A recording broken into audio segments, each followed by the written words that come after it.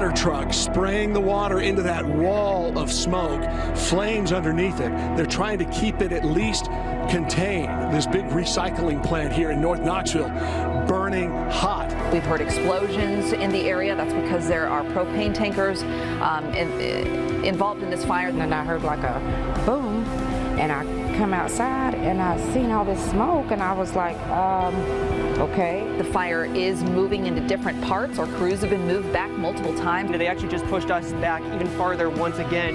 This is maybe the third time we've moved just after being here for about 30 to 45 minutes or so. They just pushed us back as we continue to hear more of those loud explosions. Right now, the fire department is saying that's because of propane tanks. Just what you heard right there, those loud explosions. We've heard about a dozen or so just within the past 10 minutes. Keith, let's try and show this. This is something that I was able to shoot.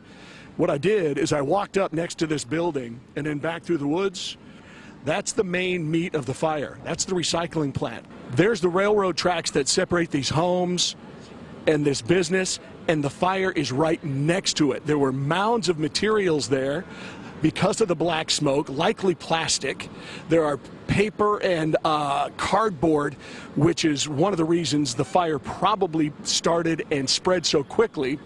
And then those booms we're hearing, folks. We've been told by a couple of experts, including DJ Corcoran with the fire department and the folks here at Coastal Supply, that those are likely empty propane tanks that are being recycled. They just get so hot that they blow. They expand and blow. You can see that thick black smoke going up in the air right now. KFD saying that's because of the plastic that is burning here from the recycling center. A lot of this was garbage that was sitting around waiting to be recycled. And the WBLT News drone capturing these incredible images of this massive fire that continues to burn. We're also learning 25 employees who work at the Fort Loudoun Waste and Recycling Plant have evacuated safely. Nobody has been hurt, no reported injuries at this point. Again, though, this smoke can be seen for miles. See, there's houses that are right here next to the fire. What they have not done, and we have not seen on these houses, is telling these people to leave. This little yellow house right here, Keith, I don't know if you can get that. The man who owns that house and lives in that house is about a block away, and he's very nervous right now, concerned that this fire could catch and spread. This paper starting to come down more. This is actually the largest piece that we've been able to get we've caught here. That's a pretty solid piece of paper, and it's still kind of just coming down behind us. As we circle the area, you can see how thick the smoke is. You can see how dense it is, and I will give you I'm going to try to get back around and maybe come in from a different angle right now, but this gives you a pretty good idea of what we're seeing from the air. A malfunctioning piece of equipment within the recycling plant seems to have sparked this fire. That's the initial determination from fire investigators. They're saying some sort of machinery kind of backfired, shot out a flame, which hit a pile of paper, and the fire started from there. John lives about 2 or 3 homes down this way. First, tell me how you found out about it and then what you did. John Human, another boom. So I was driving in the neighborhood right before the fire trucks actually made it to the plant. And so I came over here immediately, and when I got out, there was embers burning everywhere. I got my hose out, was spraying the yard, spraying embers that flew on the roof. Why is the plume of smoke black? Well, the recycling center, of course, they've got a lot of cardboard, paper. They also have plastics and rubbers. Investigators say that those materials typically emit this black smoke like what we're seeing now, which is troublesome for folks in the area because rubber, plastic, when burned, gives off toxic chemicals which are dangerous to breathe in, especially for certain people. Anyone with heart or lung disease, anyone older than 65, children, and pregnant women are at the greatest risk. Are we concerned about just smoke coming off of a fire, or are we concerned about possibly toxins that are coming off of because of what's burning? We're worried about the smoke. We're also worried about air pollution. So other things that may be coming off of this fire that are going to be lingering in the air. Knoxville has the 25th worst air pollution in America because of our effect in the valley. We've had a cap in place with the weather all day, and that's why this is staying so flat. Point being, this stuff is just going to hang around in the air with that burning plastic. You could hear it in Ted Hall's voice, a little hoarse. Look at the railroad tracks here, folks. What we have is the far set of tracks charred, but that is an unused, as it looks right now. That is an unused, yeah, it is a totally unused section of track. That's not urgent. This section right here is used. In fact, it's probably going to have a train come through this evening at about 7 o'clock. So what they're going to have to do is the rail company is going to come out in a little bit here. They're going to inspect this stuff. They're going to make sure the train tracks are okay. Firefighters are going to have to pull back and allow a train to roll through at about 7 o'clock tonight or so. And then they'll immediately jump back in and start dousing the fire again. And another train will probably come through at about 9 o'clock tonight. So it's business as usual, despite this mayhem and chaos that's burning at this recycling plant here, the Fort Loudon recycling plant in North Knoxville. Still a person is going to spend the night.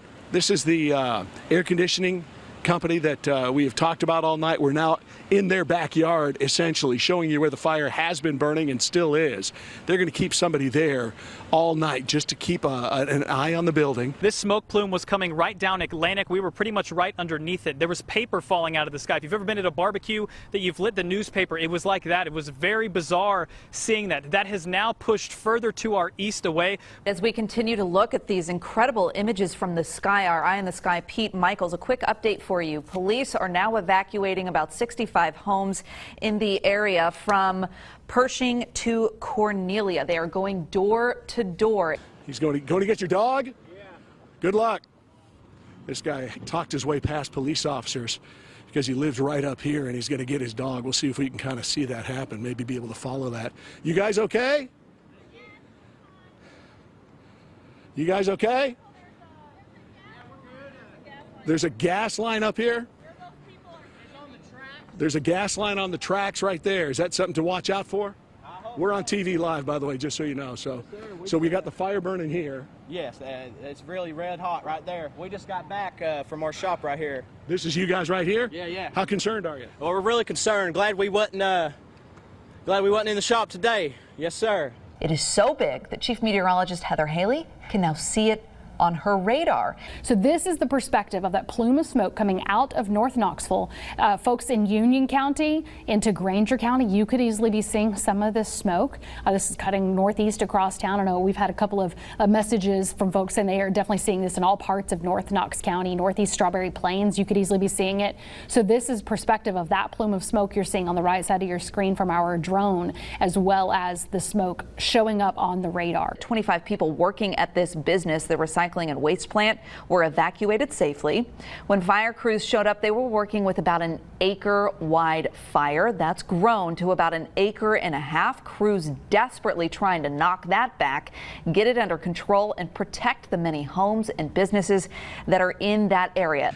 We've got two ladder trucks here, the one behind me and then another one over here, trying to save the buildings around here and the homes that are very close, just across railroad tracks from this recycling plant. It keeps relighting over here. There's a big hose on my right side and another big hose off on the left that are fighting this. When those things are both going, it sounds like a jet engine. They're not both working right now, but that's how hard this water is going at this. How is this for you as we look at the fire department bucket here shooting? You say they're shooting right where your house is. Is your house okay? Yeah, it's okay. They said it wasn't going to get over there. It might make it to the trees, but it's not going to go across the fence.